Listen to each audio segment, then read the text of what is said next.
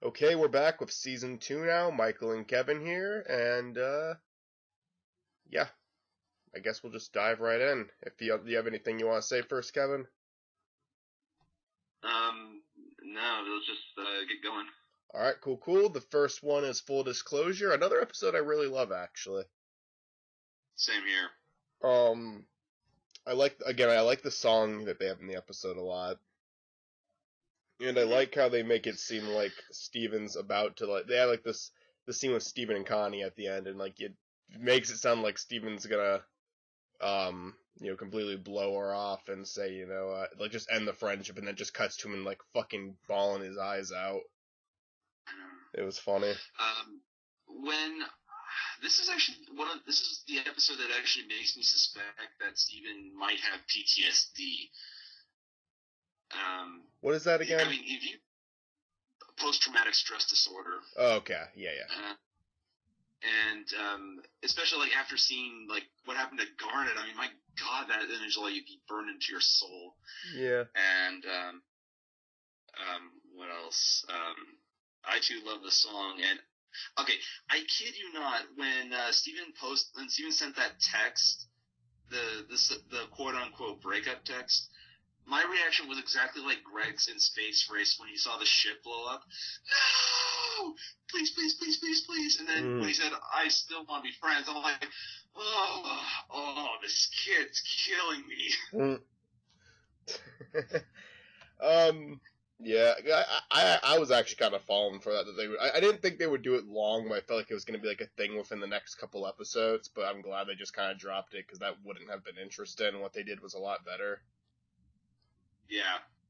It's sort of like, hey, you know that thing you don't normally like in other shows? Well, guess what? We're not doing it. Hooray! Yeah. Full Disclosure is, to me, a very good one, though. I really enjoy it. I think, it's kind of a happy episode because all the really bad stuff that was building up is over, but at the same time just when Greg first hears about it and starts having a panic attack, the show kind of goes back to say, oh shit, that it's not really over yet. Yeah. There's also I always imagine Garnet saying to Steven early on in the show, you'll have a tale or two to tell when you come back. Do you promise that I will come back? No. And if you do, you will not be the same. There you go. Okay, next one's Joyride, right? Yeah, just let him be a DJ. Just let him be a DJ. I'm invincible. I love that. The best line to end an episode is say, I'm invincible. Yeah. Yeah, Joyride's kind of another fun one. It's cool to see the, I guess, quote-unquote cool kids again. Yeah, I like that group. Plus it was minus Lars this time, so cool. My respect for the cool kids was never low, but this was the episode where it really grew considerably, especially with Jenny. There's a part where she says, when will people get that I'm the bad twin, she's the good one? I'm like, you're not bad. I mean, rebellious, yes, but I wouldn't necessarily, categorize you as bad. Yeah. Especially in this episode. Yeah. Yeah, I'm trying to remember a lot more about it. I remember them all kind of discussing what their problems were, but then when Steven brings up his, they can all kind of fully admit that they don't even come close to his problems. That's heavy. Yeah. He's like, you always seem so upbeat, Steven. He's like, yeah, you're a real trooper, or something like that. Like, yeah, I'd take a fishing a heartbeat if I meant that. Yeah. What? Did I hit? Yeah, that is the first episode where, I mean, most people predicted it and saw it coming. That is the first episode where kind of Onion's whole family is kind of confirmed there, right? Yeah, that what is it? Yellowtail is, of course, Sour Cream's stepdad. Yeah. I don't think we knew about the mother quite yet in this episode, but it was coming pretty close. Exactly. And one thing that irked me, though, is actually, well, not necessarily irked me, is like at first, but then thankfully rectified it. It was when the gems show up and they scold Steven. Well, okay, understandably so, but I like the fact that the cool kids stand up. They stand up for him, and understandably so, because Steven's never dealt with quote unquote peer pressure. He's never had that sort of thing before, so you can't fault him too much for that. Yeah, and he is no longer grounded from television. That to me was like, thank you. I mean, for God's sake, if they didn't lift that after Jailbreak, that to me would have been the biggest act of ingratitude. Yeah. Yeah, I never really thought about it too much, just because it was kind of just a joke in the episode, but it was kind of a recurring joke. But I was like thinking, yeah, that's a good thing to drop there. It kind of I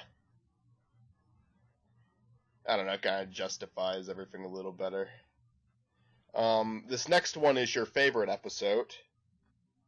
Hell no. It is Say Uncle, the greatest Steven Universe of them all. You're full of shit. I'm gonna be honest with you. Considering some of the episodes I said I didn't like, this might come off as a shock. I don't even despise this episode, but Kevin, you go ahead and go on about it, because I know you have a lot to say about it. Well, I think I'll make this as quick as possible from my point. Okay. I really don't like the show Uncle Grandpa, but in all fairness, at least I was perfectly content to leave it alone, leave it to its own devices, and then suddenly this episode comes, and I feel like as if I just got hacked.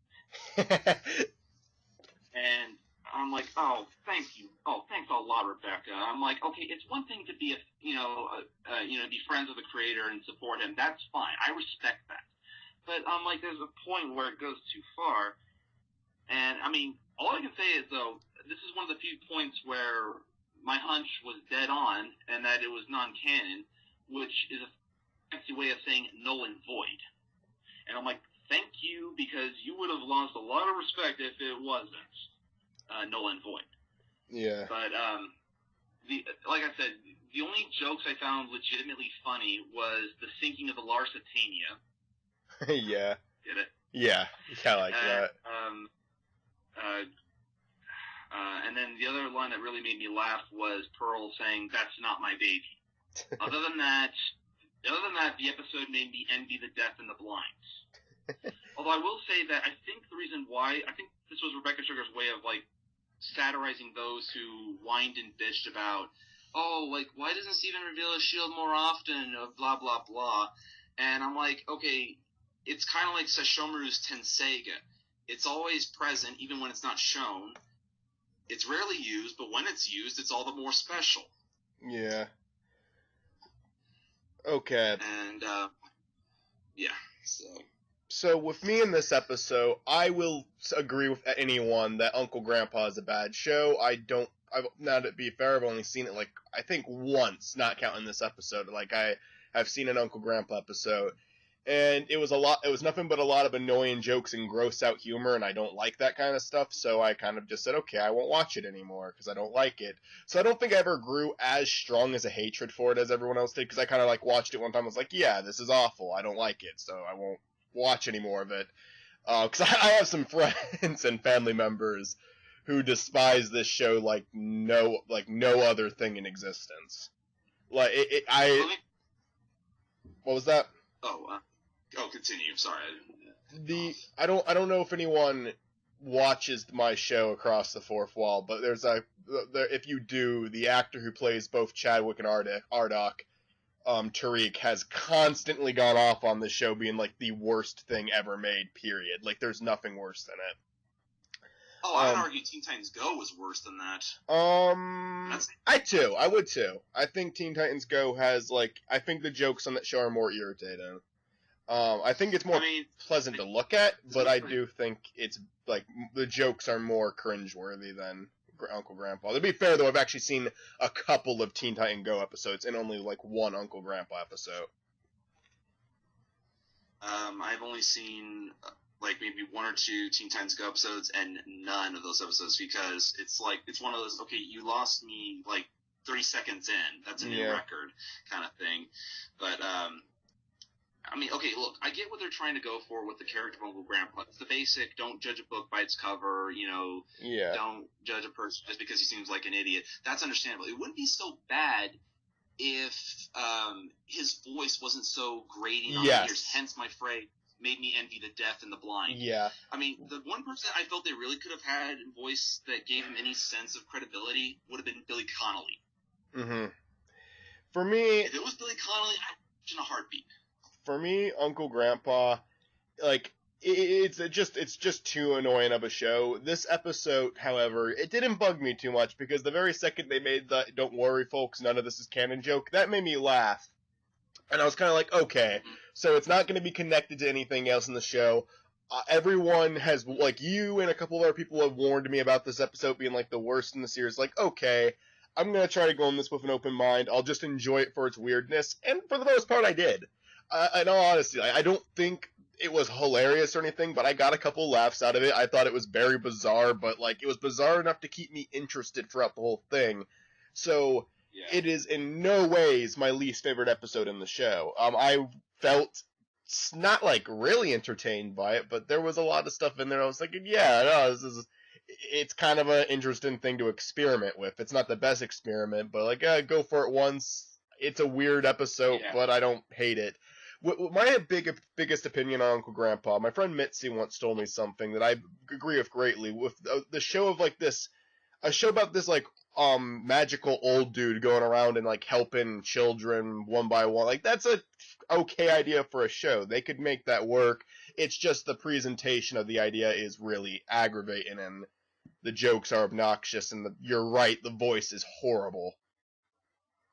And the other reason why I also despise the character, I get creeped out because I get a pedo vibe just by looking at the guy. I'm like, ugh. Yeah, it's. I hear you with that.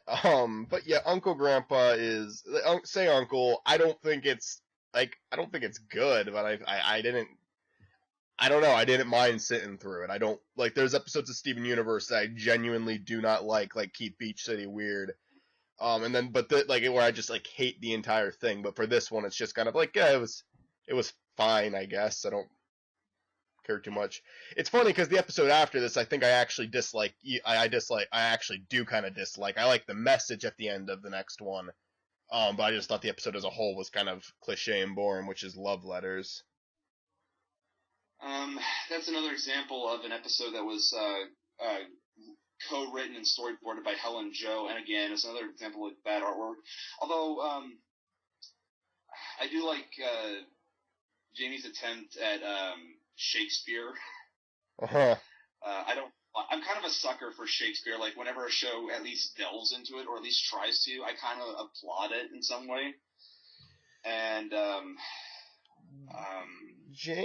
Jamie falls into a category of character that I normally am not a fan of, which is like the really over-dramatic character that wants to be an actor, so constantly has to act dramatic in real life, and I normally consider that to be kind of annoying. This episode, with the whole like love thing back and forth, where it kind of, because of it being Garnet being a fusion, it was almost like a love triangle. It was just, I didn't get into it. I thought it was very boring. I didn't laugh at many of the jokes. I do like Garnet speaking at the end though about how love takes time, you know, because that's I think a legitimately good message to get out there, because of how many people like to rush into stuff like that.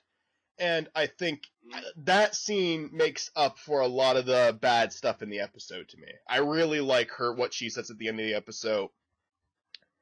I like the big final speech she gives at the end. I thought it was really well written, and I liked that part, but it's like the only thing I can take out of it that I really enjoyed about it. As much as I agree that, okay, it's not a favorite by any means, but at the same time, I don't, I'm not like vehemently opposed to it, because it's one of those episodes. Well, at least the premise is. The premise was one of those. Okay, it's bound to happen at least with one of the crystal gems, and so at least get this out of the way. Yeah. And try to make it not so cringeworthy as possible. thank you for the effort. I applaud. Well, not necessarily applaud, but at least I commend the effort for like trying to do it with what you have, so to speak. Yeah. And we'll be seeing that with Mara Dewey with Pearl, and someone's bound to like have like hit on Amethyst. Who knows? Yeah. The idea of someone hitting on Amethyst always weirds me out a bit, just because she seems like so much like a child. But yeah, I hear you with that. And I do think it's interesting that they picked Garnet out of all characters to have the human fall in love with. Well, like I said, Garnet to me is like the Diana Ross of Steven Universe, so who wouldn't want to try going out with Diana Ross in the 70s?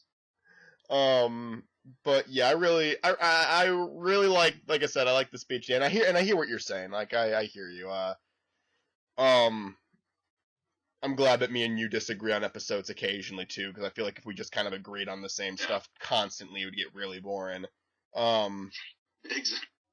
But yeah, like I don't like this one. That's really all I can say.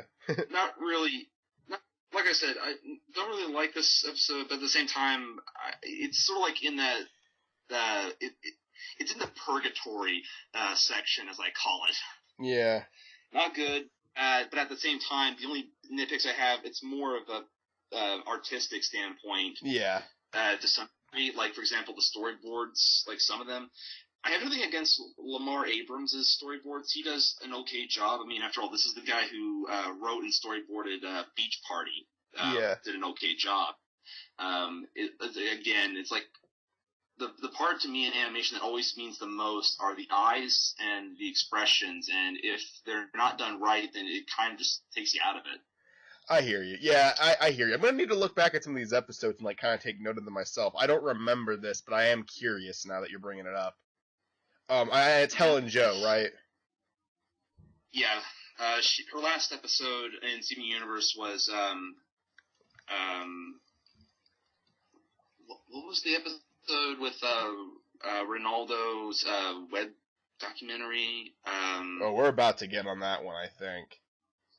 Yes. Yeah, it's like 2 away from now. That's called Rising Tides, Crashing Skies.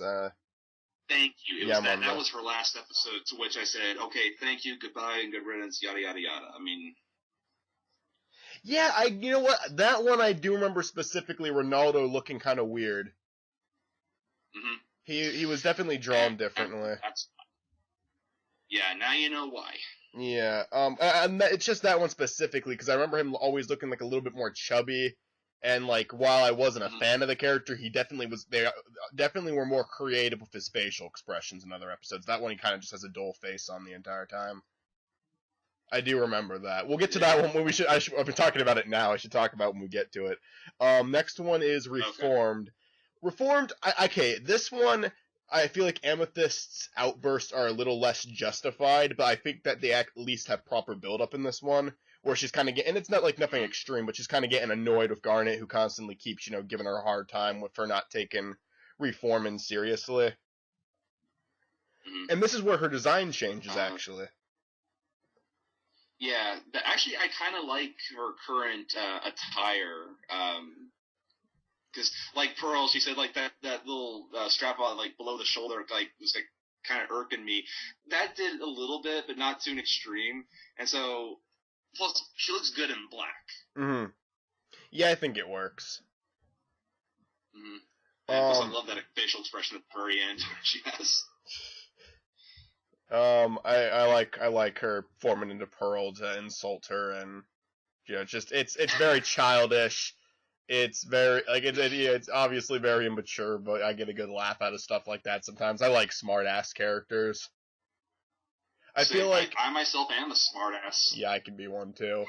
My favorite type of humor normally comes from like one being, and these two kind of go together most of the time, but one is being like a real smartass, and the other one is just being very sarcastic. Those two senses of humor normally are what I find to be the funniest. So that's why that's why I like Amethyst's character so much.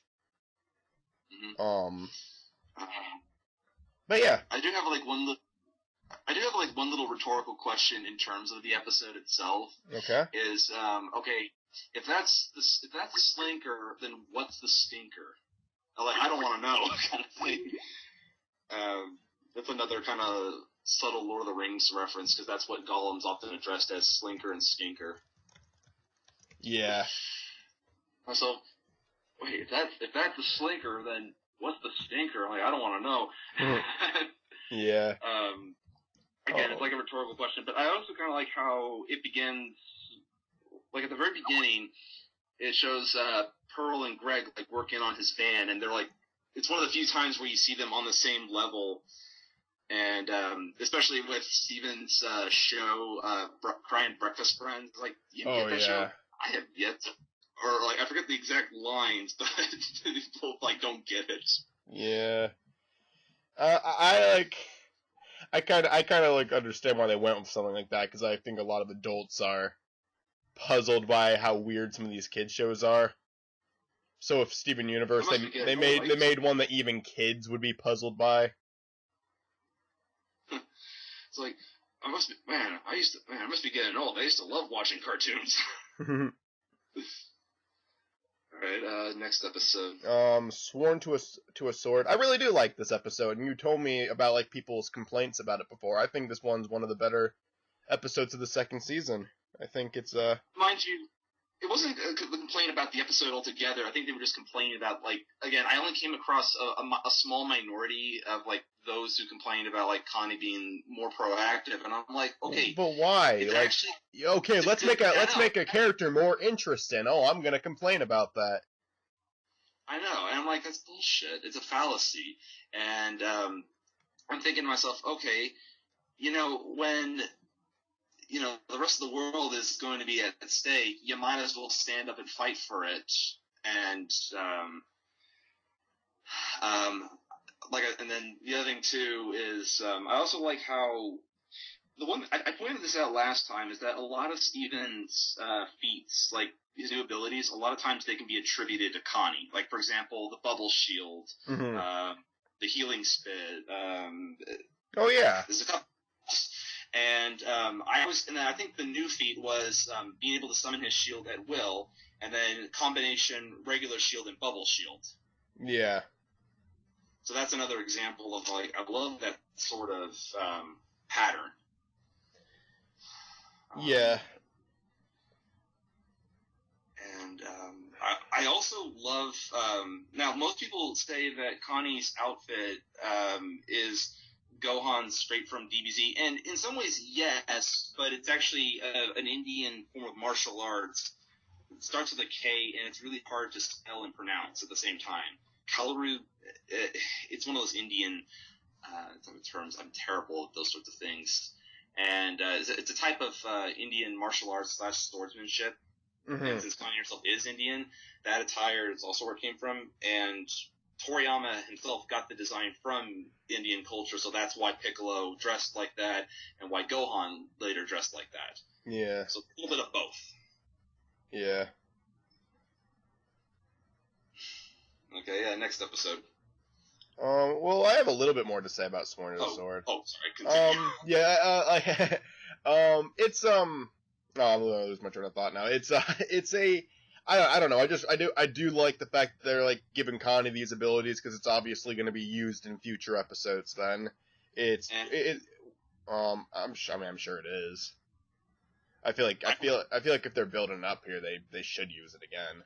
One thing I forgot to point out about this episode is that it's the first time I've heard Connie sing in the episode. It's the first time I've heard Grace Rolick, her voice actress, sing. Oh yeah. And I'm like, yes, I waited a long time for this moment, because one of the great things about the voice cast is that pretty much everybody's a good singer, even if they don't fancy themselves a good singer. Like Rebecca Sugar, they're supposed to utilize, Yeah, I think they all do a pretty good job. I don't think any of the characters have had. I'm trying to think. Are there any characters that have had a really bad voice at all? I can't think of any. Although I have to admit, like I said in Joking Victim, actually I don't think I mentioned this too much. It was that was the first time I ever heard Sinbad sing ever. And I'm like, damn, I'm surprised he didn't do that more often. Yeah. So I think he didn't do it more often. I don't know much about Sinbad. I know that. I know about his work in recent stuff, which is the funny thing. He's not popular. he's not popular anymore, but he's like, I know him for the stuff he does now. I still love that self-referential humor. I can't believe you used to be an actor / R&B singer. Used to be? Man, kids don't know anything. Yeah, like I said last time, American Dad did the same joke, but it was both of them were really funny.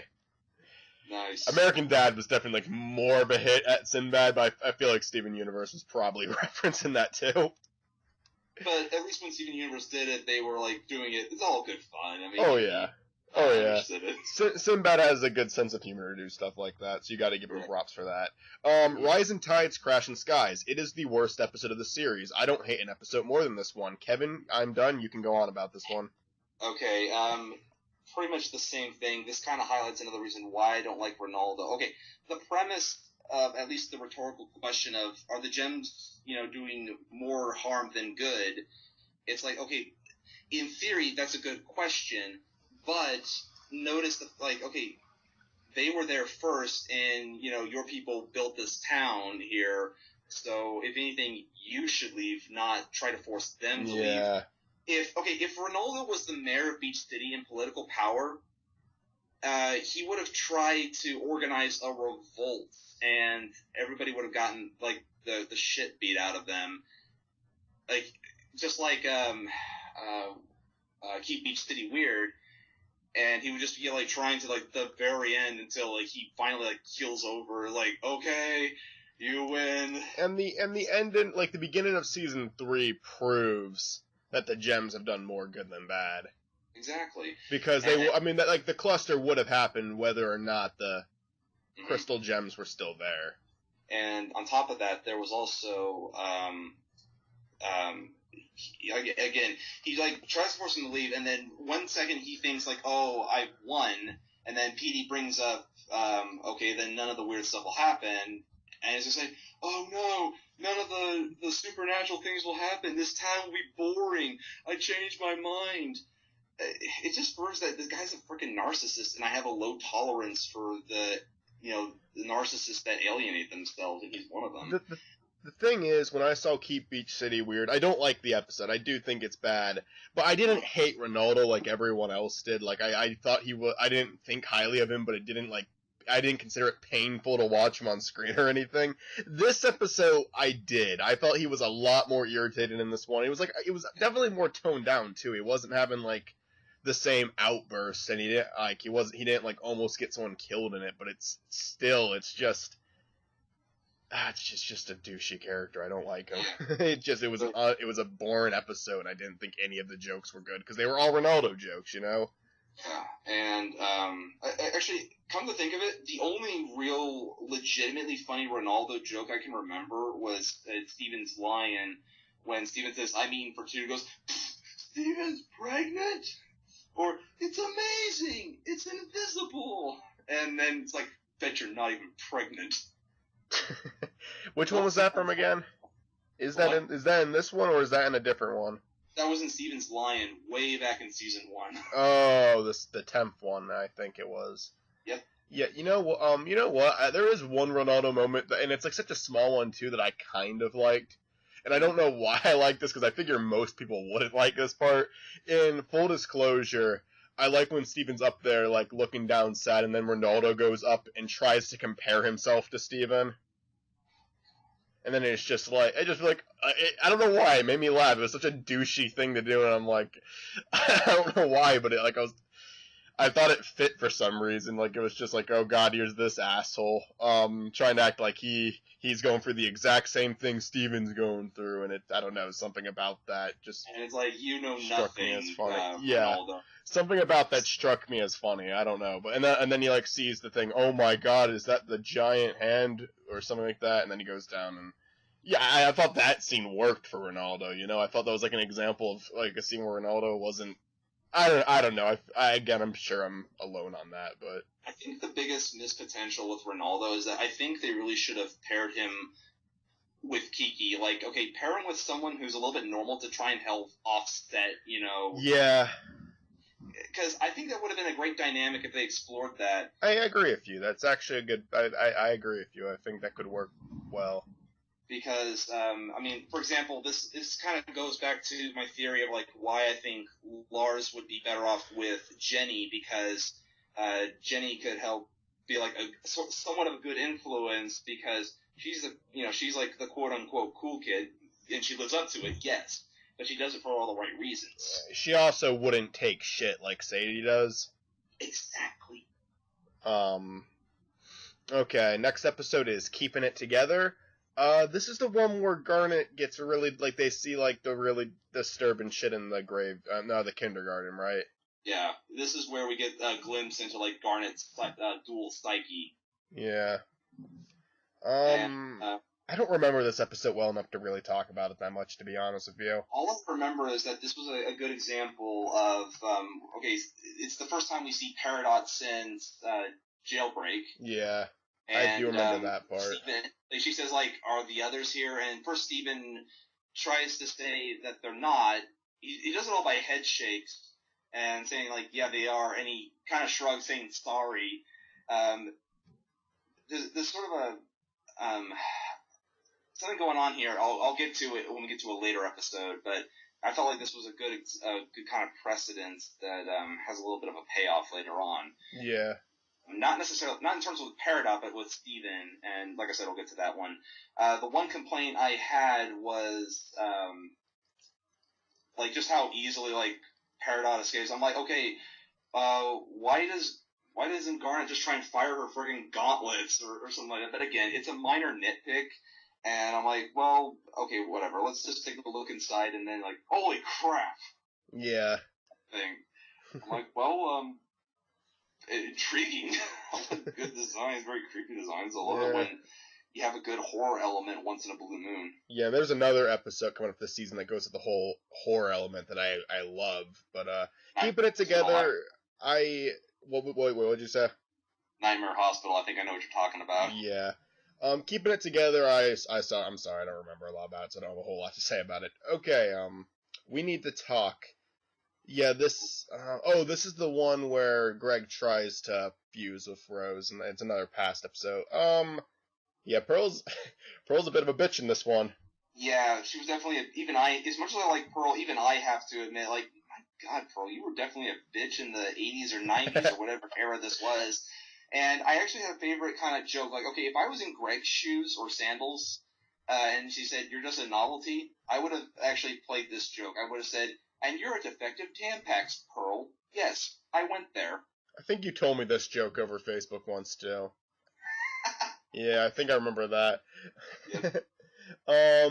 Yeah, this one, I don't dislike this one, but I don't think out of the two episodes that focused on the past, which I really like, I'd love to see more of them. I'm sure season 3 will have one too.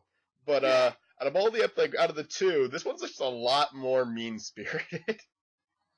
Again, like I said, it does correlate more with Pearl and like even jealous bitch at the time. Yeah, even Rose is like a little bit more mean-spirited in this one too, and I guess like it's more of just her being it's more of just ignorance and naiveness with her. Yeah. She's not trying to upset Greg or anything. But like it's just like I don't know. I feel like it's another episode that just kind of awkwardly plays out the entire time.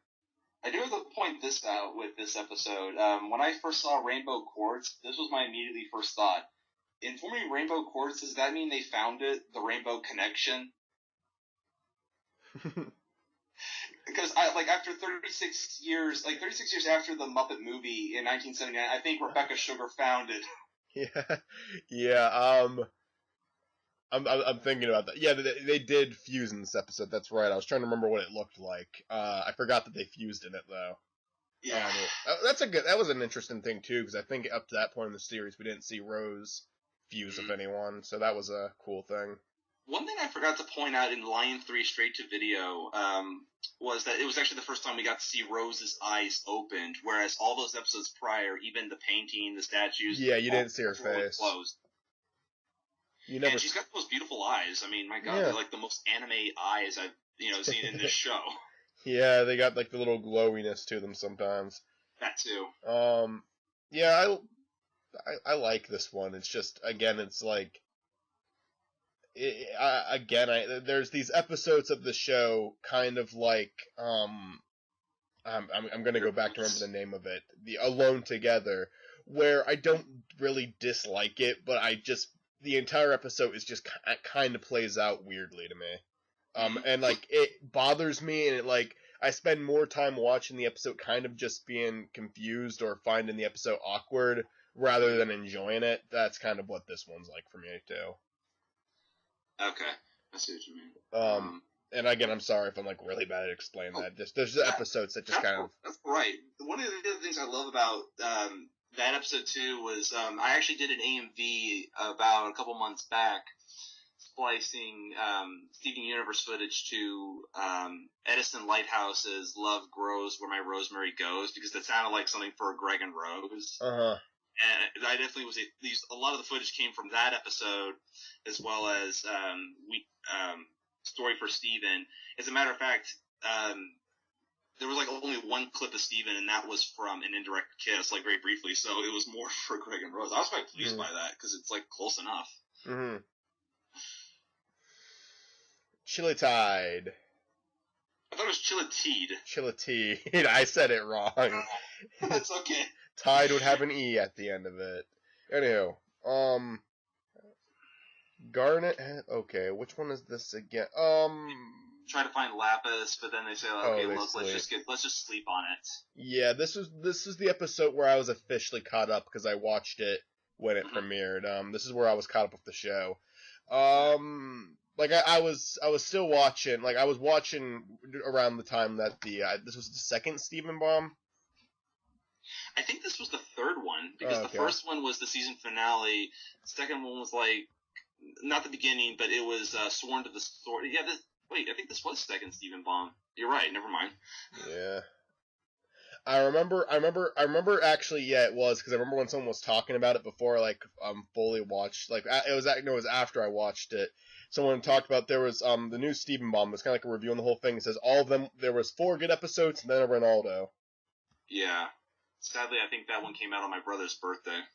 When's your brother's birthday? June 16th. It says it came out on, June 16th. Yeah, I'm like, sorry. This one is, I kind of laughed at Pearl's dream. That's the only thing I really remember too well about this. I think my favorite dream was Steven's first dream, where he dreamt that he was in a black and white sitcom, and, the gems were this is the first time we ever, see what they would look like if they were just human. Yeah. And, again, this also kind of highlights what I mean by, how, as much as Steven does like the gem stuff and some of the adventure, deep down, he kind of yearns for the ordinary life. Yeah. It's kind of like a Hobbit, how they like, it's the simple things they like. They don't aspire for, greatness, etc. There's a quote in The Hobbit, if more of us valued food, song, and cheer, the world would be a merrier place, or something like that, and that seems to apply to Steven the most. Yeah.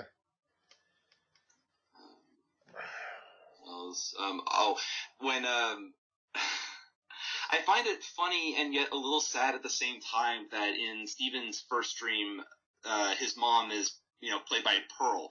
It's funny because she's basically filled that role ever since the show's beginning, but at the same time, it's also a sad reminder that even after seeing, the videotape, hearing Rose's voice, he still, even in his dreams, someone else has to fill in for that. Yeah, I hear you with that, but, really when you get down to it, despite the fact that Rose was Steven's mom and Rose made a big sacrifice for him, it is the gems that raised him. They are Pearl is like his mother. And Greg. Yeah, and Greg. I guess I was preferring motherly-wise, although Pearl's really the only one who's kind of been a mother figure for Steven. Although to be fair, Garnet has been stepping up in that department. Yeah. At least for sure. The past 20 episodes. No, she's definitely. I think she's been doing it actually throughout the whole series. It's I feel like Garnet's always been pretty. The only thing with Garnet was again just kind of some of the naivest, where going back to the birthday one where she said, "I'm sorry, I thought violence was the answer." And then Amethyst, again, Amethyst is just a sibling, like an older sister. Yeah. Kind of thing. Again, this is where I kind of get another King of the Hill vibe where Steven reminds me of Bobby Hill, Connie reminds me of Connie, Amethyst reminds me of Luann, who again, being Bobby's cousin is like the closest thing to like a sister. Yeah. Just at that right age. Pearl reminds me of Peggy, and Garnet reminds me of Hank. I'm gonna kick your ass. All right. Next one is Cry for Help. The one nitpick I had was, again, it was with Lapis, just stressing herself needlessly. But again, I think this kind of got me realizing, wait a minute, what if this is an unintended consequence to the fusion of Malachite? In fact, Malachite sounds very similar to Masochist. Like, at this point, it might just be that Lapis is afraid that if she does release Jasper, like, she's not going to be able to unfuse. Mm-hmm. But at the same time, I'm just thinking, again, they could have kicked Jasper's ass. They could have, like, fucking destroyed her. Mm-hmm. But instead, nope, let's suffer. Mm-hmm. She cannot take that out on anyone else but herself. Yeah. And I like Lapis, don't get me wrong, but that was I actually really like Lapis in the new ones. Yeah. This was the one episode that, like, Lapis, I really like you, but this is the one time where you, like, lose a little bit of points. I mean, I gave you a clean slate after your gem was healed, etc. So, this is, like, the one, not one of your best moments, but again, the show's not far from over, so time will tell. Cry for Help. This is the beginning of a 5-episode story arc that I am not crazy for. I know what you mean. I really wasn't fond of the ending of Cry for Help, although I do, in some respects, it's one of those, it's hard to, there's no clear-cut answer to this episode in terms of, like, how do you end it, and, like, how do you end it on the right note. I feel like this scenario there's one way you could do it, wouldn't be satisfactory. Another way you could do it probably wouldn't feel entirely satisfactory. So it's like a damned if you do, damned if you don't scenario. It's a paradox. And I should point out, I once heard a funny comment where someone's dubbed it the Pearl Who Cried Peridot. Yeah. For me, I'm gonna like kind of we're gonna go for an episode by episode too, but just because of how connected these 5 are, I'm kind of gonna be going on and off about each of them as I go through them. Yeah. I will say out of these 5 episodes, I think Keystone Motel and Onion Friend are both very enjoyable episodes, but I think like the story that runs for all of them is just, I don't know. I feel like if you were really gonna turn these 2 characters against each other, the way to make it interesting would have been to either make it a little bit worse as the episodes go by, because like you only have this one outburst at the end of Cry for Help, and then every episode it gets a little bit better. Mm-hmm. Rather than I feel like you're experimenting with something, but you're not really going all the way with it. And I feel like, and this episode and Friendship are really the only 2 episodes, actually, no, Keystone Motel too, that, like, really focus on it. And Keystone Motel, I think, goes in the right direction. I think the other 3, I don't know, maybe you just need more episodes then, because honest to God, Onion Friend went in the right direction too. Historical Friction took a break from it, besides showing Pearl was clearly still upset about it. And then Friendship just concluded it, and I don't know, something about it. There wasn't enough time on it, or they just, I don't know. Okay, it's rushed because of the episode running time again, I guess. I'm sorry, I'm going off about this right now, but that's all right. Let's talk about Cry for Help. The one positive though I do like about Cry for Help is I do like Sardonyx. I do too. I like the fact that she actually has a diastema in her front teeth, which is something you rarely see in animation. And I remember when last time I have a hunch that Pearl may or may not have a phobia of clowns. I find it ironic that she probably might have this, and yet with Sardonyx, she seems a little clown-ish. That's how I put ish in it. Yeah. Not exactly. It was just, and she's like, no, she seems more like a magician. I'm like, who says clowns can't do magic tricks? Yeah. Kind of thing. That's a pretty big thing with clowns, actually. Like I mean, hell, Krusty the Clown even did some magic tricks, even if they did blow up in his face. Yeah. Keystone Motel, it's one of those episodes, okay, I like it just fine. It's just, oh, by the way, I just gotta say this for the podcast is, I dubbed this episode, when it came out, Greg and the Three Gems. This gem is too hot, Ruby. This gem is too cold, Sapphire. Ah, but this gem is just right, Steven. And,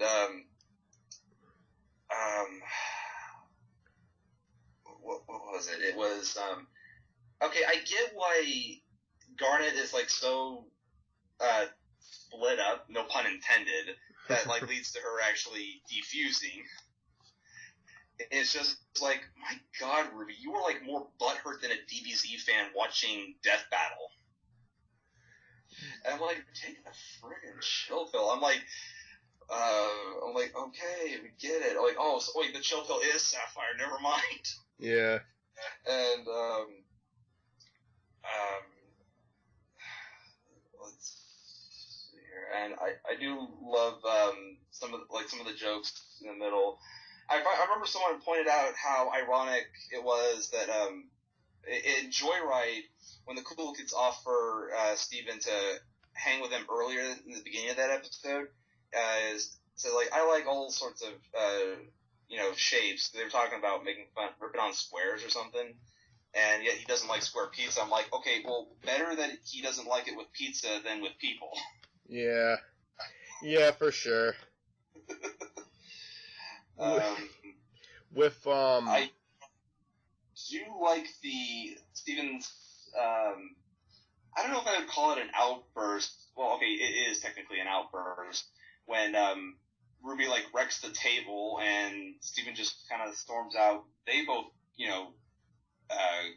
go after him, and then he says, I was so happy when, Garnet said she wanted to be on this trip, etc.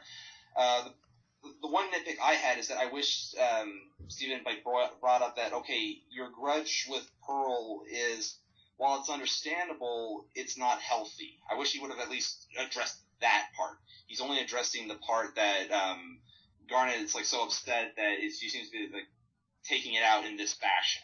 Mm-hmm. Even if it's just split up. Yeah. For me, Keystone Motel, I really did enjoy the entire thing. And I hear what you're saying with going back, like, with Ruby being really butthurt about the entire situation. But the thing is, I'm kind of, like, it's becoming more and more clear that Rubies are just, like, fucking awkward gems. Like, the newest one, like, their emotions are weird. Like, they're over-emotional in pretty much every single way there is. Like, when they get nervous, they can't hide it in their voice. At least that's what we've been shown with that's at least with what we've been shown with the Rubies that have been introduced so far. That is actually a pretty astute observation. Yeah, they're very, very nervous, and Ruby just has a hard time.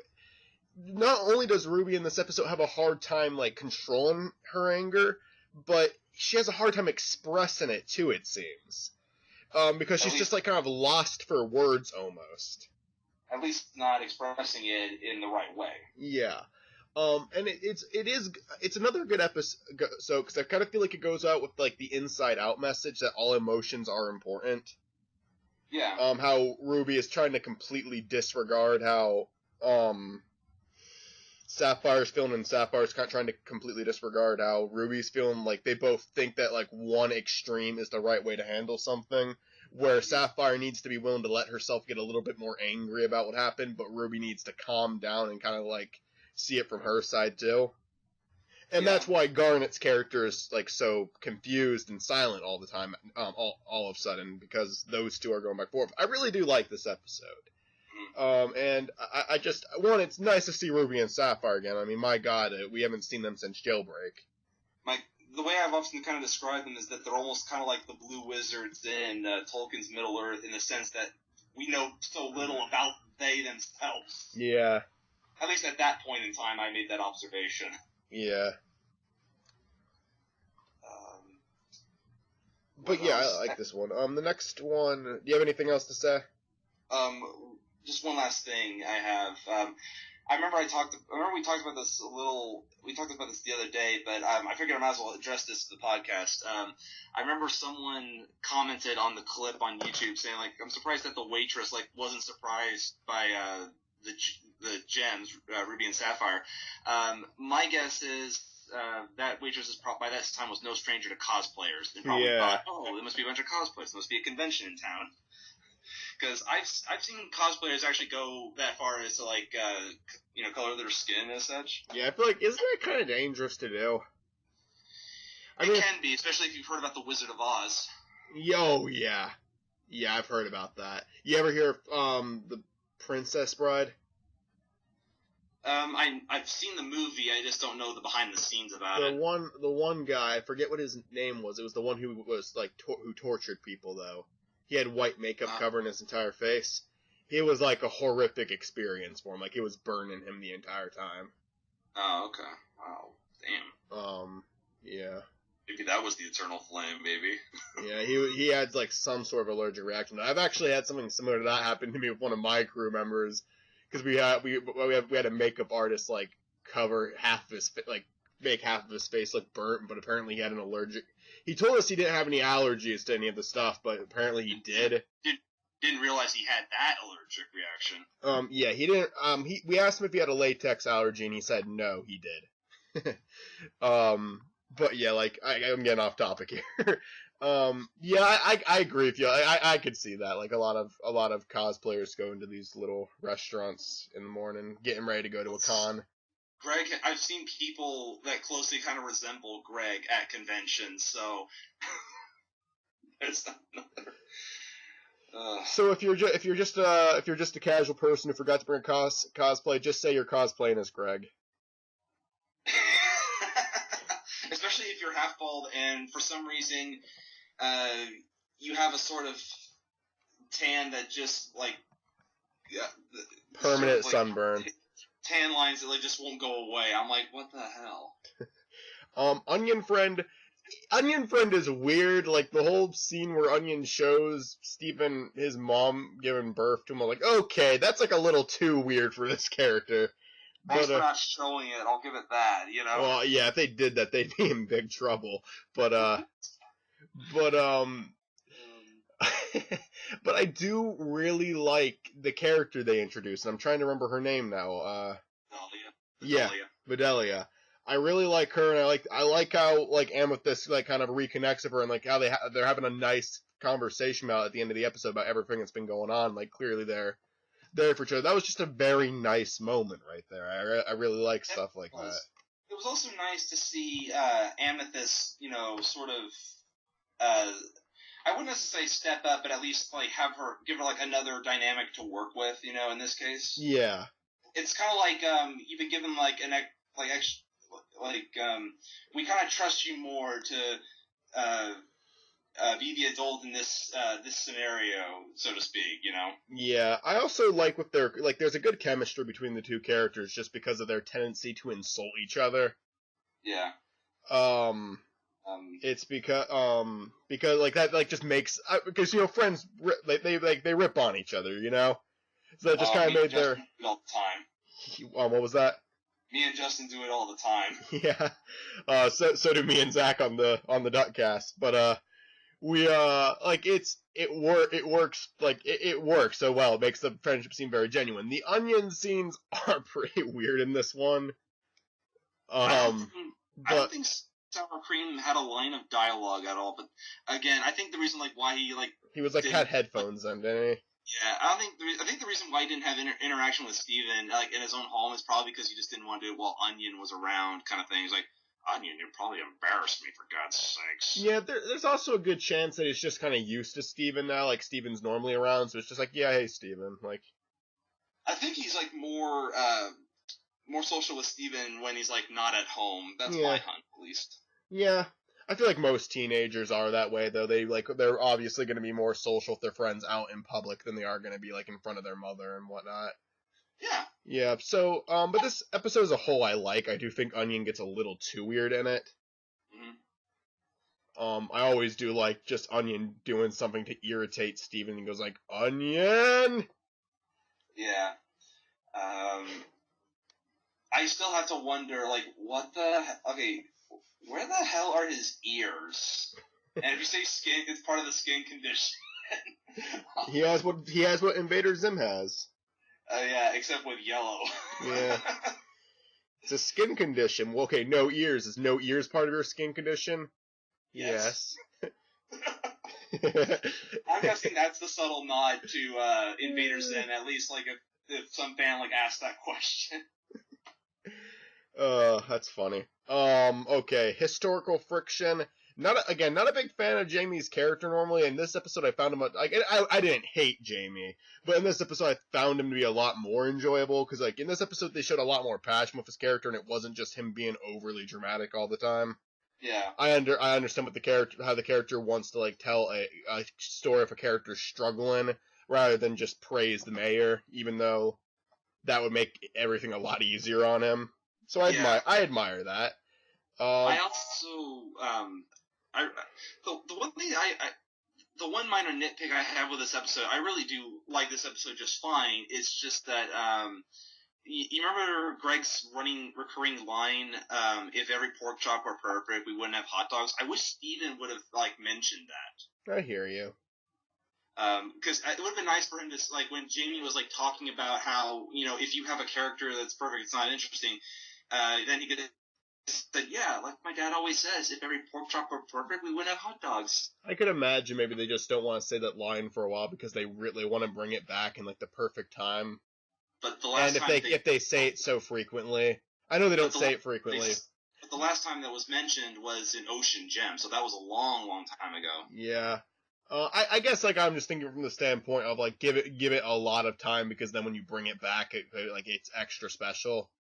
Probably. Although you don't want to do it in, like, a really dramatic way, like doing it in a nice subtle way could work. So it could have worked in this episode. Yeah. For me, like, for me, like, this episode is an enjoyable one. It is I do like how they showed, like, they cut to Pearl and they don't, like, really bring up the whole thing that's going on with her and Garnet, but at the same time they have her, like, really upset about it clearly still. You know, so it's like there. it's good, and I know I said I had a big problem with these 5 episodes. It's another situation where I kind of, like, say something and I realize, oh wait, no, these were actually pretty good. With French, I do still think the whole thing concluded in a very abrupt way, but I do like this one too. The one minor okay, there's another subtle minor complaint, and this is, again, doesn't affect the episode so much. It's just a question of, okay, where are Greg and Amethyst and Garnet? What's their alibi this time? Or at least in Greg's case, what's your alibi this time? Because he wasn't in either of the Beach of Paloozas. I mean, okay, in Steven and the Stevens, okay, I understand that. Now, again, I'm sort of getting ahead of myself a little here, but, like, wasn't even there either. Yeah, why wasn't he there for his son's play? Like, you could have at least had him, you didn't have to have him say a line of dialogue, you could have just had them in the extra to show that he was there. That would have been nice. I agree with you, actually, yeah, because, like, he complains that he doesn't get to spend as much time as he wants with his son, but then he doesn't go to see something that he's, like, directly involved with. I mean, I guess you could just argue that Steven was so focused on the play and, like, trying to help Jamie out that he never even had a chance to tell his dad about it. Mm-hmm. So that could be. I don't know. It's not like he's still within walking distance. Like, yeah. Literally. I don't know. Maybe he got stuck in his van or something. I don't know. Oh my god, that sounds like someone said, like, Greg, like, remember that time you locked your keys outside your van? But that's from Family Guy, right? Yes, that Family Guy joke and apply it with Greg in his van. That's a good Family Guy joke. I love that one. I haven't, like, been the biggest fan of Family Guy for a while, but I do like that Family Guy joke. Nor have I past 2006, but I'm like, yeah, that was a It's the idea of being trapped in your own car.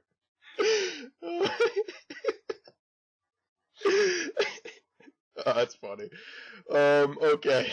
Next one is Friendship. And this is the one, like, it's a cool episode, actually. I know, like, in reality, all 5 of these episodes have good stuff in them, but it's just, you start telling this story where you bring a big conflict up between 2 of the show's characters. I just don't think they do enough with it. I don't think they spend enough time on it in any of the episodes where it's a thing. Because in Cry for Help, it's at the very end of the episode. In Keystone Motel, they focus on it. In Onion Friend, it's barely the focus of the episode. In Historical Friction, it has no attention given to it. And then in Friendship, it's at the very end of the episode, it's resolved. You know, do you know what I'm talking about? Maybe, like, again, it's another situation where 11 minutes isn't enough time sometimes. Yeah, and it's by this time I wish Steven kind of like stepped up a little bit more, saying, okay, Garnet, you know, it's really unhealthy to harbor a grudge. I really wish he played the. I know this is gonna sound a little cheesy. I really wish he played the what would Rose Quartz do card. Mm-hmm. 'Cause even they can't say no to that kind of thing, you know. Mm-hmm. Let's see. Although I love the part when was it like Steven like actually gets hold of like Peridot's foot leg extension. My as soon as that happened, I actually said, "Good job, Steven. You stopped the foot." Yeah.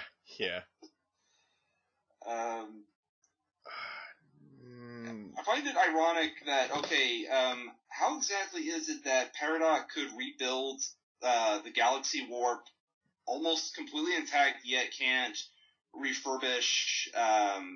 Actually, she seems to like refurbish even the regular warp pad. How is it that you can't refurbish the warp pad to Homeworld? I mean, I get it without the whole Robinoid thing. That's understandable. But then, how'd you put it all together just like this? I mean, aside from maybe the limb enhancers that make you give you like Green Lantern-like powers, but even so, what do you use to patch it all up? Yeah.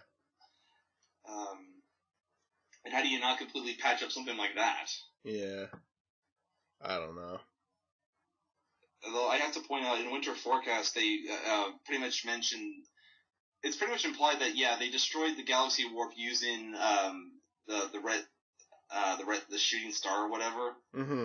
Seems to me like, well, yeah, a lot of good that did, because, yeah, Peridot apparently rebuilt it, and all it's missing is just one warp pad being complete.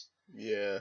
And, it's kind of like wasting a blue Koopa shell, like using it prematurely. Yeah.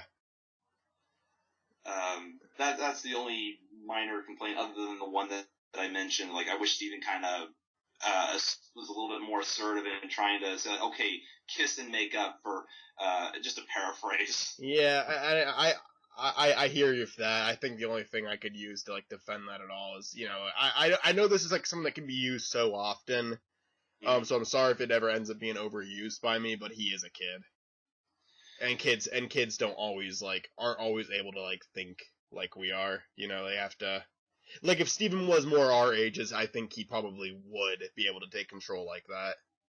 So 13, like, well, never mind. I'm kind of like joking here, but I don't know. Like, it feels like no different from when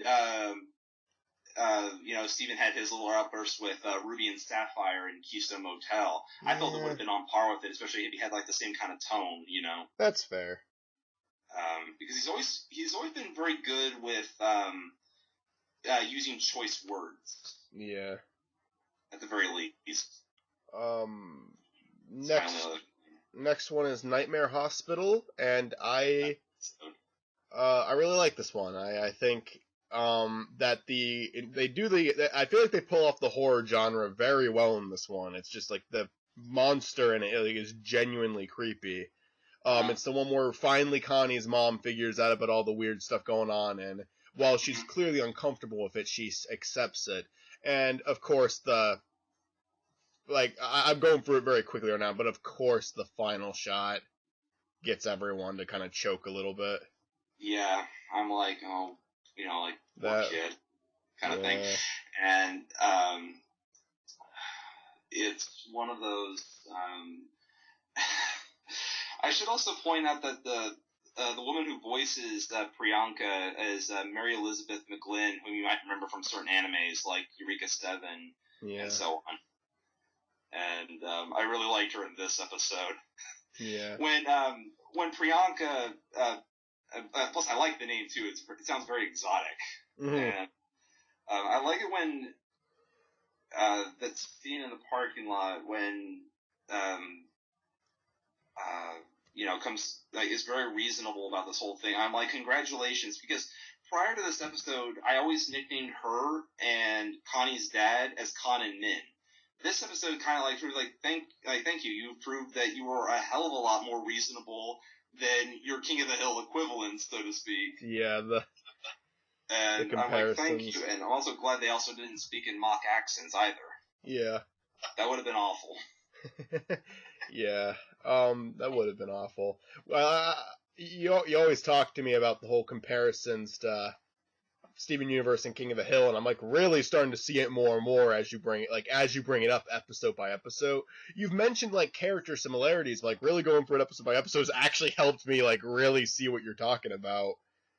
Yeah. There is a lot of similarities between the two. Like it's nice that you finally get a chance to talk about it in a video too, because I know I feel like you've been telling me about it for over a year now. Roughly, yeah, because the last time I was able to Skype, I think, was in February. And, yeah, but I mean, and there was a time before that we were talking, though. Oh, definitely, yeah, that was true. I was also chatting with some of your other friends, too. Yeah. And, okay, at first, when I saw, like, some of the previews, I'm, like, wondering, okay, why would Steven loan his sword to Connie, and why, like, and it's like, why does Priyanka have this? And I'm like, okay, this could be either really good or really bad, and I'm like, thankfully it wasn't, bad in, like, how it was done. I'm like, thank you. And, I think my favorite Priyanka line in the episode was, do you know how many, kids, like, get their faces cut by swords? 0, because they have good mothers. Yeah. It sounded better when she said it. I'm like, I'm probably getting a word or two wrong, but close enough. Oh, yeah, that's good. Like, Connie's parents are overprotective, obviously, but I think that they're, like, reasonable enough to a point where they're not unlikable characters by any means. But I also like that at the same time she also recognized, is that how you really feel? Are we really that, controlling? And then realize, okay, we'll pull back on reasonable and all that. And I'm like, thank you. It was like I ever since Fusion Cuisine, I had longed for like that. I had waited for a moment like that, and like here it finally like comes full circle in that sense. Next one is Sadie's song. It's okay.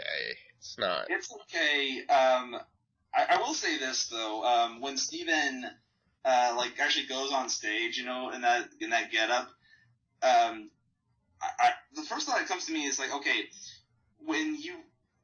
sometimes when you put a friend through hell, even though you meant well, the best way to make it up to them is sometimes you gotta bring yourself down a peg or two, to kind of make it up to them. And I think that was the best way possible, because this is like twice where Steven actually took a bullet for a friend. The first time being with Connie and Fusion Cuisine, where, they got on the bus, and Alexandre comes, and the gems ground him from TV. I'm like, it's a good thing Steven didn't, no pun intended, throw Connie under the bus saying that it was her idea. Yeah. Okay, so that's one, like, bravo, you're, like, for a 13-year-old boy at that point in time, I'm like, you made the right move. Yeah. Even on an instinctive level. And then here, this is another example of, like, okay, taking another bullet for a friend, and bravo. This is, like, not strongly connected to the episode. I don't have a whole lot to say about this one, but I do remember when I was watching it, me and my friend Cody thought that, we thought that they were going for like, the remaining episodes of the week until they went on, like, the next break. We thought they were going to do, we thought they were going to make like them all mother related, because the first one was about Connie and her mom, and then this one was about Sadie and her mom. So we're thinking, oh, we're gonna get like every week, or we're just gonna kind of get something connected to that, and then it was just those two. But one thing I forgot to point out about Nightmare Hospital was that it was kind of like Sworn to the Sword in the sense of standing up to your mom. Whereas, okay, in Sworn to the Sword, it was Steven did that with Pearl. I mean, yes, I know she's not his actual mom, but she's like a mother. Humor me on this one, to those listening. And then in this case, it's like the mirror, and then mirror image. You have this in Sworn to the Sword, where this time it's Connie who's doing this with Priyanka. In fact, I think Pearl and Priyanka should get together and go bowling. Okay, back to the episode, or the next episode. Catch and release. The crystal gems finally capture Peridot, but Steven suspects that she knows something and attempts to learn what it is. Okay, I remember this. Allowing her to live in the bathroom. Yeah. Okay. This is what starts a big storyline in the series where we're about to leave the house, but not there yet. It's the episode after that where they leave the house for 12 episodes. Isn't that Back to the Barn where it starts? Yes. There's one more after this. Oh yeah, that's right. That's When It Rains. Yeah. Okay, we're getting it's two more. Yeah. I kind of suspected that when Peridot lost that foot, that I kind of suspected that the thing they had with her fingers, I had a feeling that it wasn't for real, like she was actually short, because this gave the impression, because my hunch was that just because she's a new gem, so to speak, that it doesn't automatically mean, it's improved. And this is one of those where my hunch was like another rare instance where it was kind of dead on, and she's kind of like Invader Zim meets Kermit the Frog meets Marvin the Martian. I definitely get the Invader Zim vibe. Yeah. I also get a little bit of Marvin the Martian, too, and Kermit the Frog. Well, at least in terms of color scheme and height. Yeah. I would have loved it if, Peridot says, I'm a life-size Kermit the Frog now, and it's not easy being green. Yeah, that could have been good. I don't really have a problem with this episode or anything. I will say though, from the second I saw this, I knew they were gonna go with the whole turning a villain into a hero thing, and while I wasn't really into a lot of the jokes they have Peridot where she was like confused by what was down on Earth, like it's one of those it's like one of those movies where where a character not from this planet comes down, or not from this world comes in and has to adapt, and that's kind of it's a fish out of water story. Yeah, and I also I knew what they were gonna do with Peridot at this point, so I was like, okay, so how long is it gonna take? And I dislike a lot of the Peridot stuff in these upcoming episodes, but I do like where she is now. Yeah. I think from message received actually and onward, I really like what they do with it. Yeah. The one thing I should point out about this episode, I think it's a little noteworthy, is that it's actually the first time where we actually see Steven's bathroom, whereas prior you're wondering, okay, where is it? It's got to be in this corner, in this little section here, next to the fireplace. But there are some instances where if you look carefully, you don't see the door.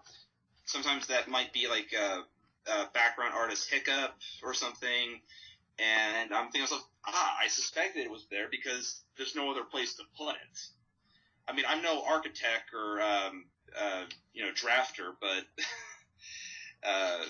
actually I did take drafting in high school, and it was, so boring.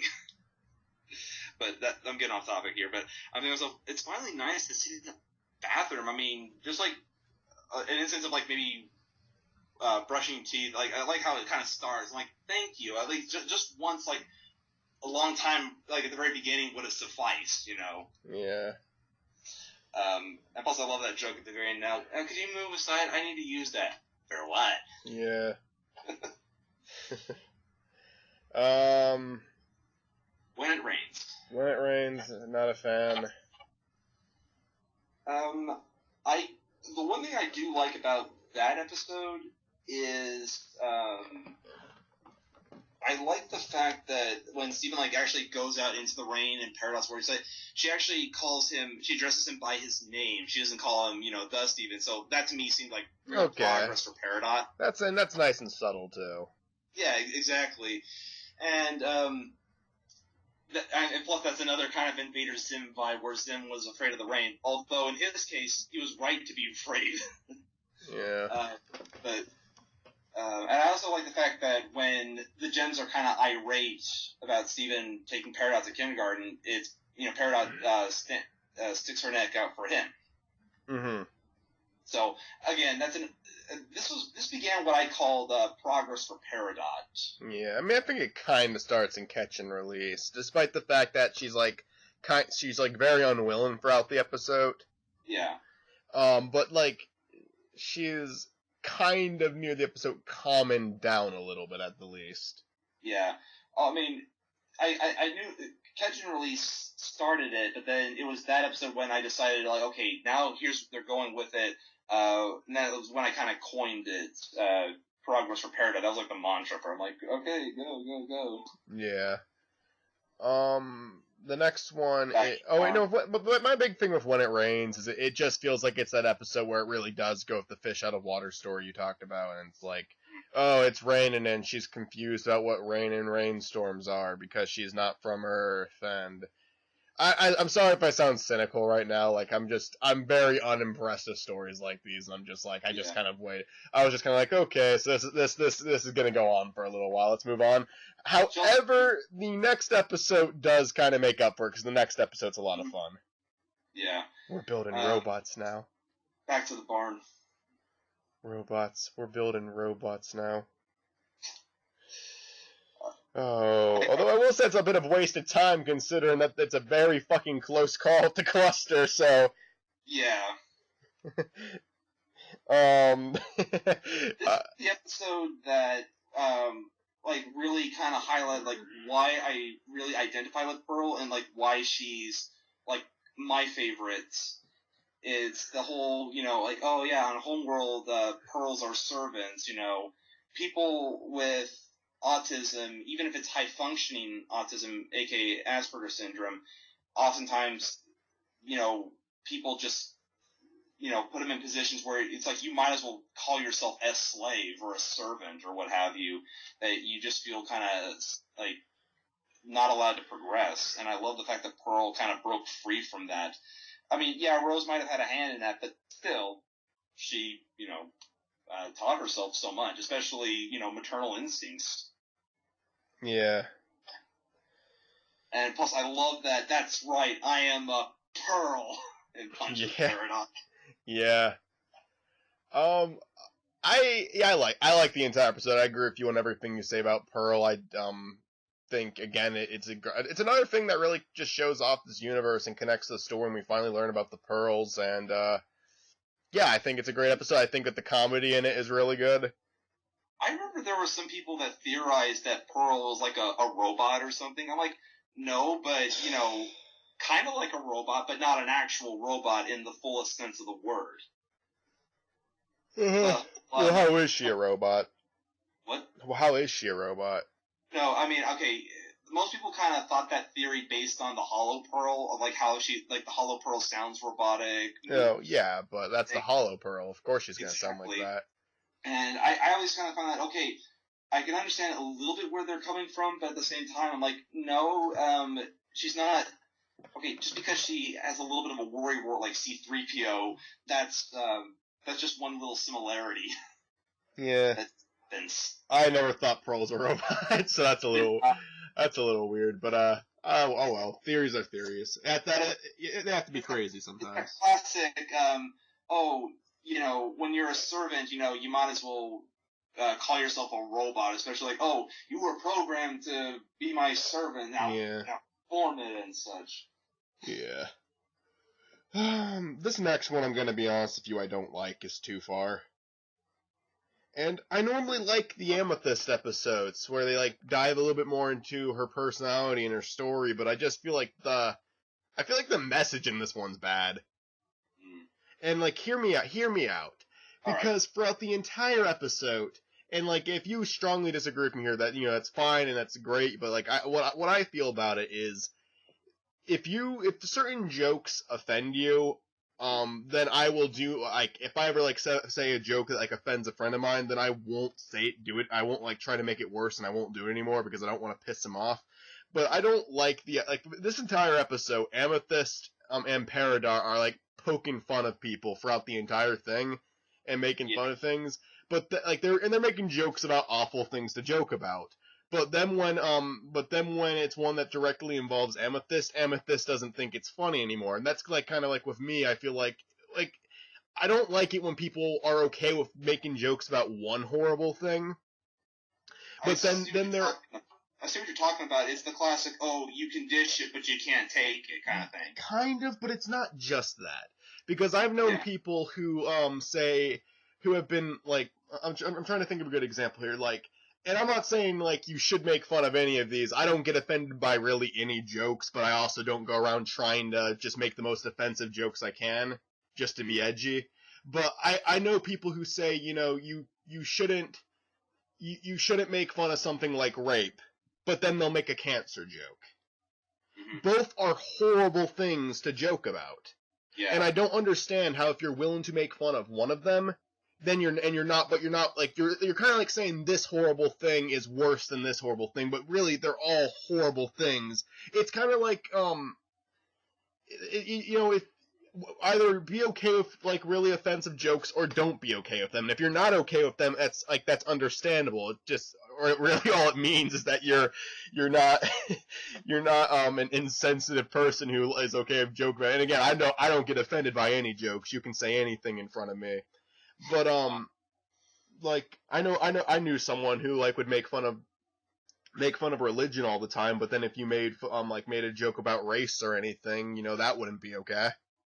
Mm-hmm. So that's what this episode kind of like does for me, and I know I'm probably overthinking it, but I'm never really into something where you say like one horrible joke to make is okay, and then another one is not. Like for this one's example, Amethyst is laughing her ass off as Peridot makes fun of like Pearl and Garnet and all these other people. But then when it gets to a joke about her, or like something that she considers to be more offensive, she's no longer laughing and she holds a grudge about it. And that's just something I don't like. Yeah.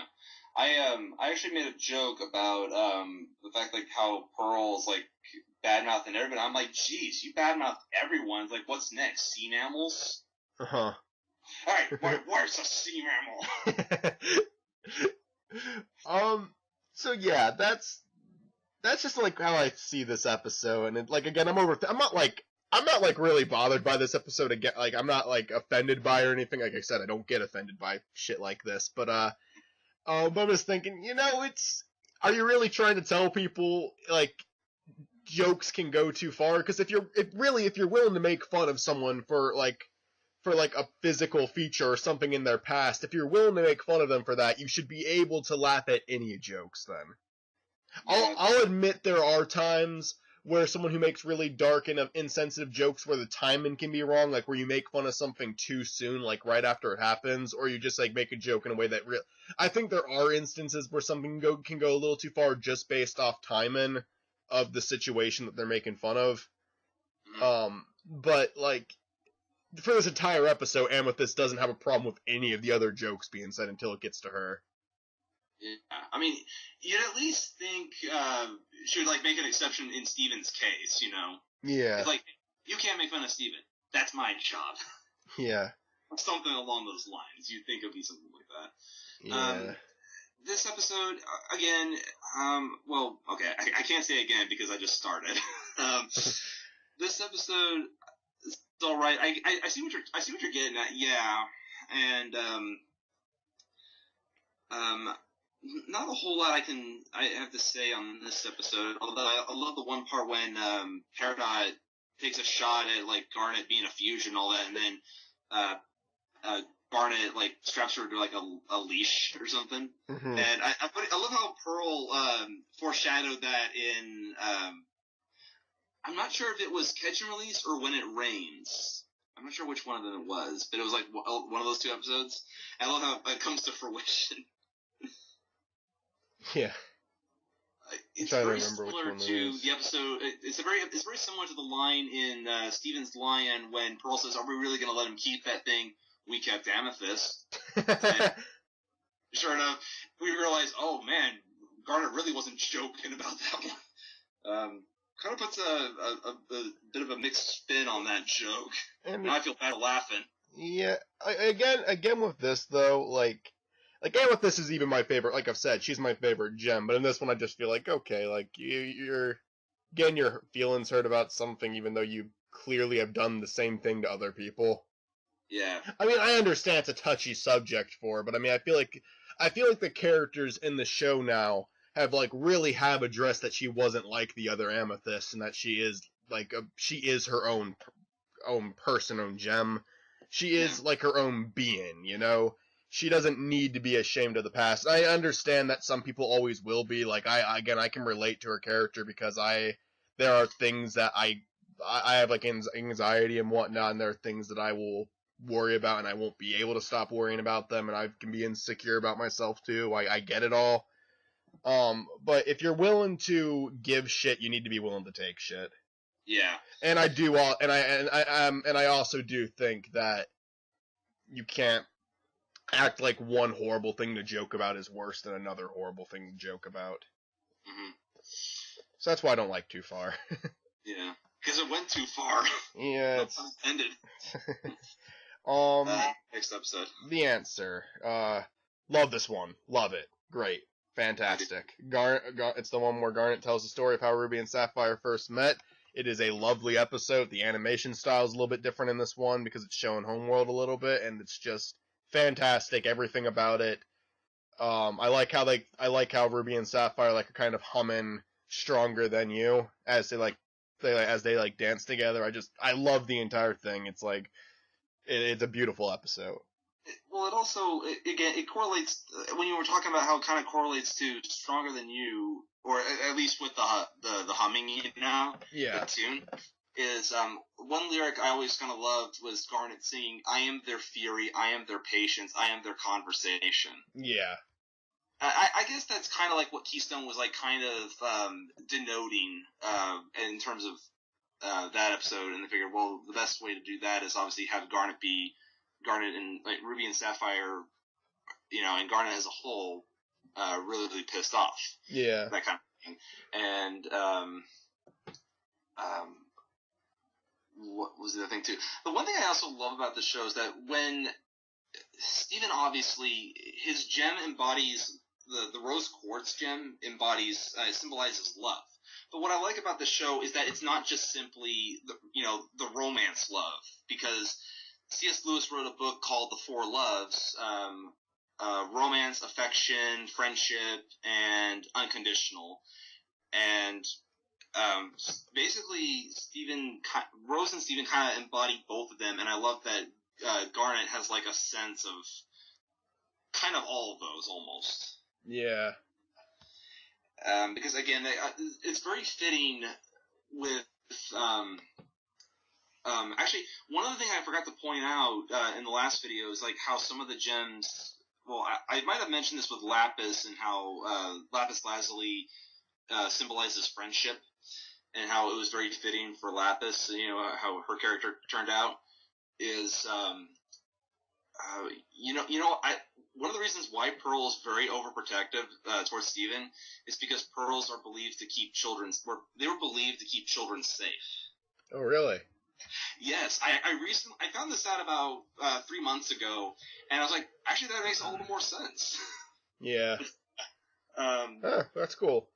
Yeah, and so they really do pay attention to those little details. I like that about this show.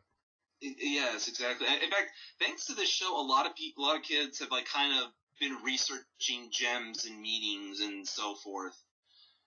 And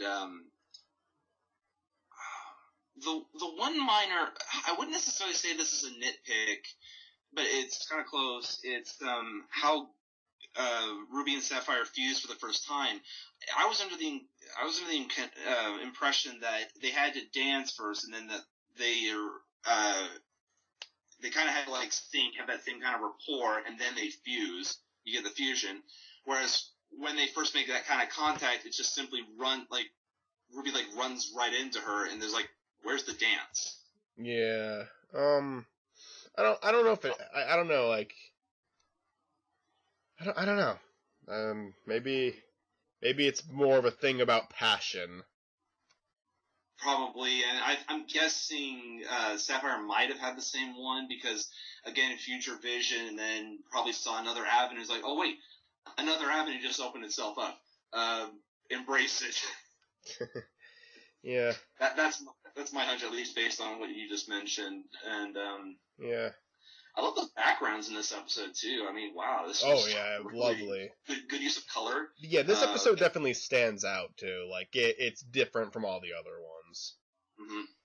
Which kind of makes sense because if Garnet's telling the story, then stylistically there should be like a different sort of approach. Although I think that was kind of more apparent in the beginning, and then towards the very end, and then felt like the actual episode, so to speak. Yeah. And that's pretty much all I have to say on this episode.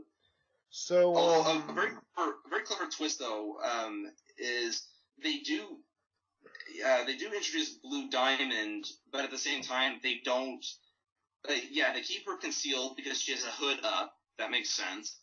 And then another is they never actually show what her actual voice is because Garnet's telling the story, so naturally she's just speaking her lines. So as to who will voice Blue Diamond, I have yet to figure that out.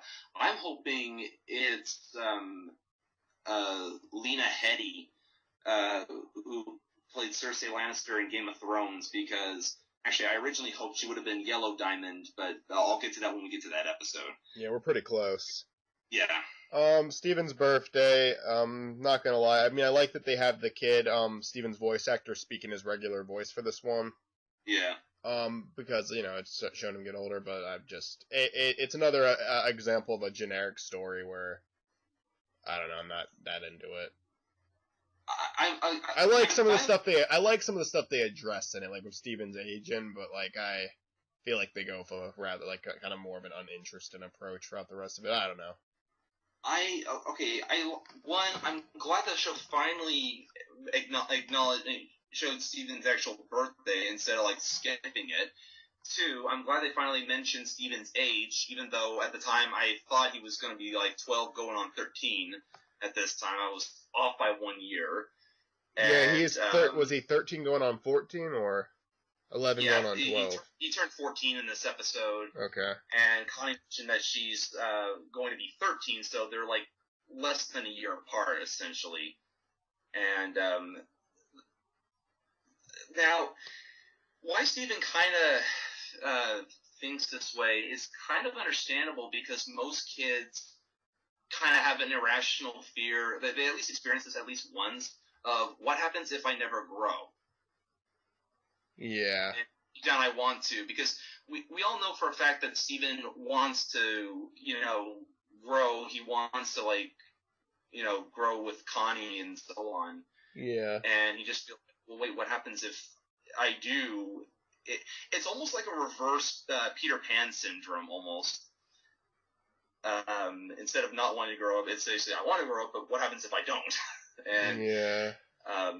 Now, I do have to call bullshit on one little thing, and the thing is, people say, like, oh, he is only saying that because of how young he feels. I'm like, okay, well, if that's the case, then how did he grow in the first place? Yeah, I'm not so sure. That birthday episode kind of made things with Steven's age and a little bit complicated, so I see where confusion kind of comes in with that.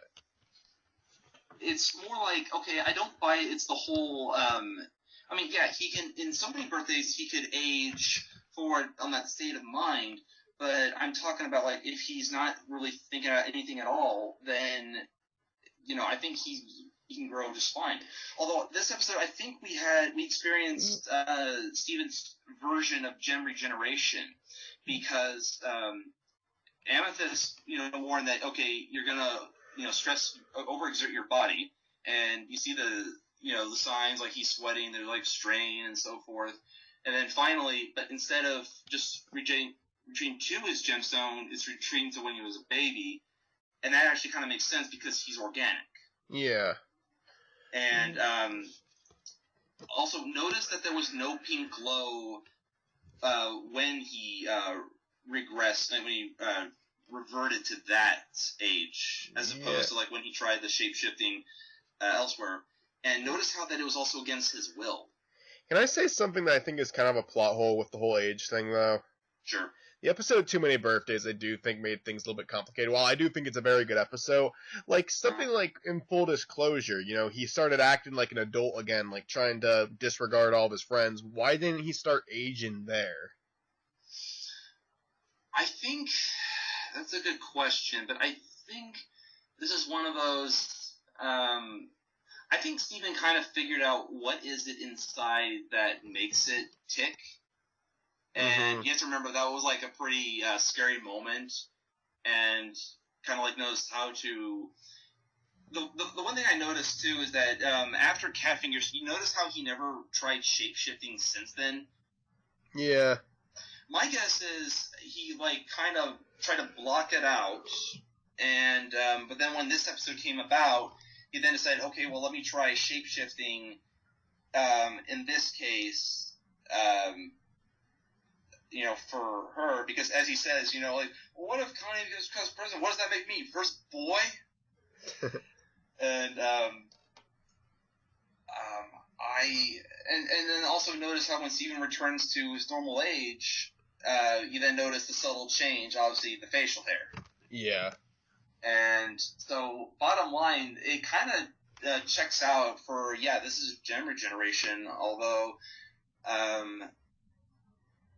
it'd be pretty, because I thought it was either going to be that or a coma, but then again, haven't we had enough of comas? Mm-hmm. Kind of thing. And, I'm like, so wait, if he's like on the verge of, like, if his body's like really, really damaged, and then that's what I was like, God, that's gotta be freaking embarrassing. Yeah. Especially if that happens like on the battlefield or whatever. I remember, someone like tried to point out a contradiction with, you know, Pearl being very doting and motherly with, Steven, and then when he reverts to a baby, it's quite the contrary. Yeah. I'm like, well, naturally, it's because, Pearl's a neat freak, and, you know, babies are messy, and you can get sick from babies, too. We also know that Pearl, like, Steven grew on Pearl. I'm sure when Steven was a baby, Pearl probably doesn't even have the most positive memories, simply because that's when she just lost Rose. Uh-huh. So I'm sure, I'm sure her love for Steven is something that kind of grew as time went by. It had to have began when he was at least, I don't know, 4 or 5 years old, and then it grew forward. Because there is a video you can find on YouTube. I know about it. Where they show like a younger Steven and Greg, and it's kind of like when it shows like how the house like being built. Yeah, I've seen it before. It's a good. Okay, yeah. So it kind of stemmed from there. Yeah. And although it's a real pity that Peridot like did not have a line of dialogue. It was just a very brief cameo. I mean, I get why, but at the same time, it would have been nice if she had at least a line or two, and then like one quick exchange with Connie and Greg, and then like, sorry, I got business to take care of. Yeah, I think that's just Peridot still not being quite willing to be part of that. The next one is It Could Have Been Great. I do like this one, just because I think like Peridot, like I feel like Peridot's kind of like, I don't know, it almost seems like she's kind of losing her mind a little bit as she gets like really into the idea of what their planet, what the plan was, like basically when she just screams, "It could have been great." I think it's a really intense scene, and it's just a really interesting and dramatic scene. I really like it. Mm-hmm. The entire set, it's just disturbing almost.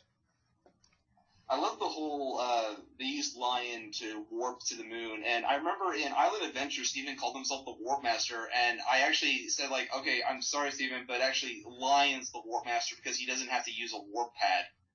What you do is no different from what the gems do, but Lion has something a lot different. Yeah, it's just Steven being silly, though. Like, I am the Warp Master. It's like, correction, you are the Master to the Warp Master. Yeah. Now that I'd love to like hear in the show, and I don't know. Plus, I kind of like the whole visuals, like when Lion warps. Like this was something introduced in Lion 2, and I love like how different it kind of looks as they're going literally to the moon itself. Yeah. Go, Lion, go! It's like ludicrous speed from Spaceballs. Yeah. Only they didn't go to plaid. With let's move to the next one. All right. Message received. Yeah, this is the one where she calls Yellow Diamond a Claude, and we finally see Yellow Diamond. Yep. I do like the fact that Steven kind of has an outburst with Peridot, you know, rightfully so, because he has a look of disquiet at the end of It Could Have Been Great, and I was like, okay, she's up to something, and confronts her about that. And it's like, I don't know why I stick my neck out for you, et cetera, et cetera. And I love how he actually outwits her. Yeah. And it's like, look, she's over there, and takes the little object, and actually, like, yeah, you're no match for the child safety lock. Love that line. And I love how Amethyst actually transforms into a helicopter. I thought, like, see, I wish she had done something like that in Keeping It Together, but again, naturally, after a couple failed attempts, like, okay, next time I see her and she does this, I'm going to transform her into a helicopter. Yeah. That makes a little bit of sense. And up to this point, I actually thought Yellow Diamond was going to be voiced by Lena Headey, who, again, played Cersei Lannister in Game of Thrones. And the reason why I thought that is because Cersei Lannister is a character who thrives on fear, loves to instill it in other people, and Yellow Diamond, I definitely get this vibe from Yellow Diamond. In fact, at the very beginning, well, when Jasper mentioned her name in Jailbreak, I immediately suspected that she was someone who, like, thrives on fear, especially since yellow is synonymous with it, especially the Sinestro Corps. Yeah. And I can picture the Sinestro Corps oath, like I can picture her taking that oath and make it her own. In Blackest Day and Blackest Night, beware your fears turned into the light. Let those who try to stop what's right burn like my power, Yellow Diamond's might. I can picture her saying that. Yeah. And actually, I think I figured out what Claude means to Peridot. I think it's the show's adjustment. I think it's like the show's version of the C word. Maybe. 4 letters, and you have like the same reaction, especially like from Yellow Diamond. It's like, wow, she just called her a see you next Tuesday. Yeah. I think that was when it became apparent. Like, wait a minute, I know what Claude means, but I'm guessing in Peridot's lingo, or at least in gem terminology, I'm guessing it means that. But the general public doesn't know that because, you know, for obvious reasons. Yeah. It's the equivalent of like how in Angry Beavers, the word spoot was an obvious substitution for the word shit. Angry Beavers. Oh, yeah, I do remember that, yeah. I watched that. So, yeah. So, yeah, message received is I do think the episode's enjoyable. I think it's funny and I think it's intense, with everyone kind of going against Peridot, but then Peridot switching sides when it comes to her speaking to Yellow Diamond. So it's an interesting one. It is kind of like everything I thought would happen, but I do feel like this is like really where Peridot started to become a likable character to me. And I'm like, thank you for not going Theon Greyjoy or Zuko on, our heroes. Yeah. So the final episode of season 2 and of this recording is log date 7/15/2.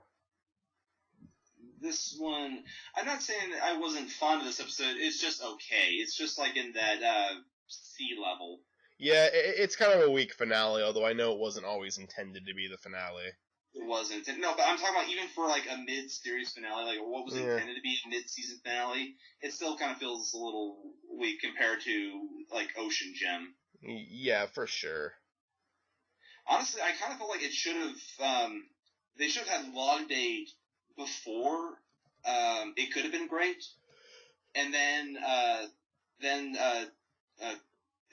it could have been great, and then Message Received, and then there you go. That would have been a good, strong season finale.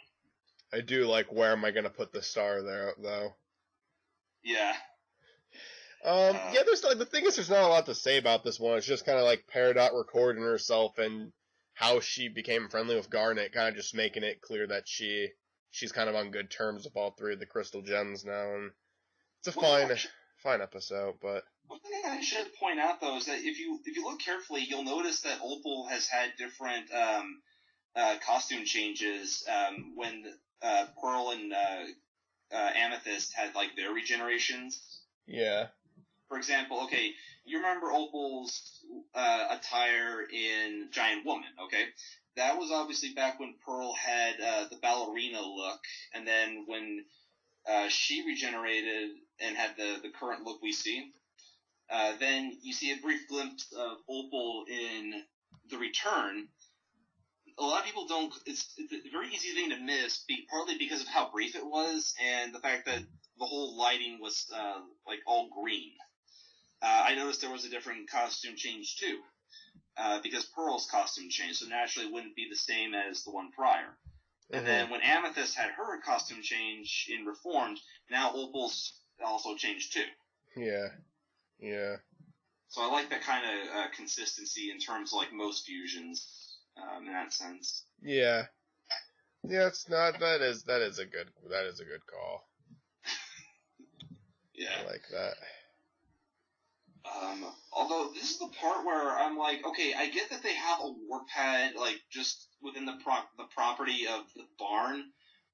Why did they have to like why did Steven have to stay there the whole time? He could just warp back. I mean, it's like, okay, it's getting late. I'm going home. I'll be back tomorrow. That's what they like. Did we really have to be away from the house for that long? I mean, who's doing the grocery shopping? Mm-hmm. Like it's like those sorts of questions. I'm like, really? Did we really have to be away from the house that long? I mean, okay, I get that the whole building. It does make the comeback nice, though. I will say, in like the most recent episode, it was nice. Yeah, that's true. But still, I mean, that was like, I mean, I think that could have helped with the frustration of, okay, we've been confined to this barn for like 12 episodes, kind of thing. I think that could have been a nice little compromise that could have helped alleviate that. But again, that's just how I probably would have done it if I was analyzing from a story standpoint.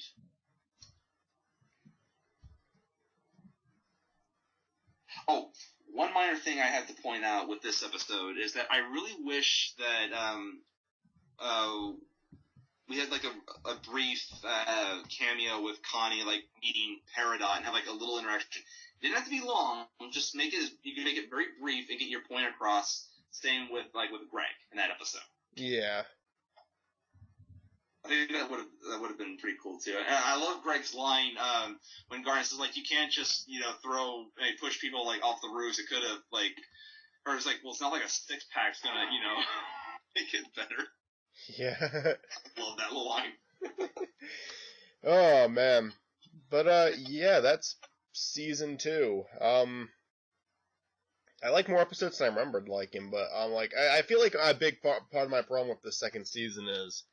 While I like a lot of the episodes, sometimes the stories running through them, I feel like I either once again didn't have proper time to develop, or were just stories I wasn't that crazy for, like again the fish out of water story, and not really feeling like Pearl and the whole thing going with Pearl and Garnet was done.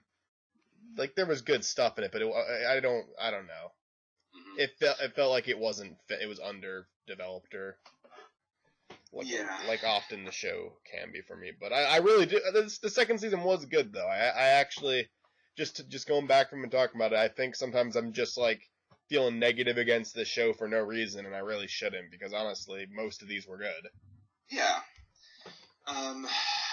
I like season 2 as well, and again, like season 1, the episodes that I either really didn't like or wasn't over fond of, again, I can only count with just one hand.